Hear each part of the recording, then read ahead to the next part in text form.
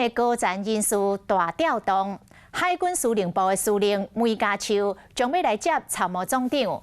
其实伊去年才升官来做海军司令，都还未一年咧，就够升参谋总长。今年才60岁，梅家秋是最近这几档来上届年轻的参谋总长。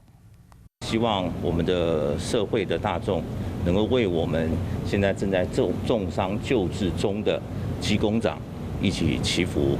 去年6月，海军反潜直升机发生动摔在地意外，当时海军司令马路南去高雄的病院关心，咱甲时间各位头前推塞。我代表海军要向我们的社会大众。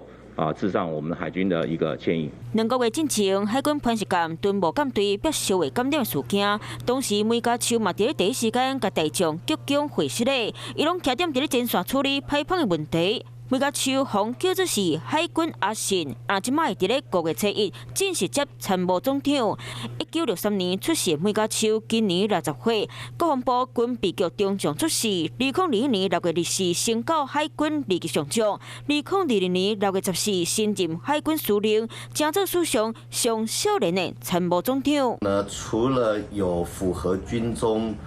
军种轮调或者是人事顺畅、新陈代谢之外，更呈现着蔡英文总统对于台湾国防的布局。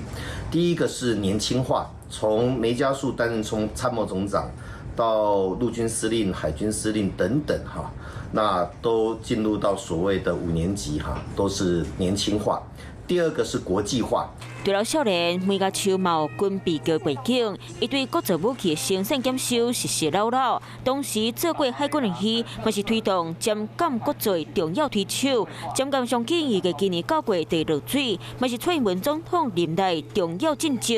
为了顺利完成，我个认为由专业度相关的海军将领来接任，嘛是这摆各界将领人事调整的重要原因。嗨，我是庄宇杰。想要看到更多的新闻内容吗？赶快订阅华视新闻的 YouTube 频道，并且开启小铃铛，跟着宇杰一起看新闻吧。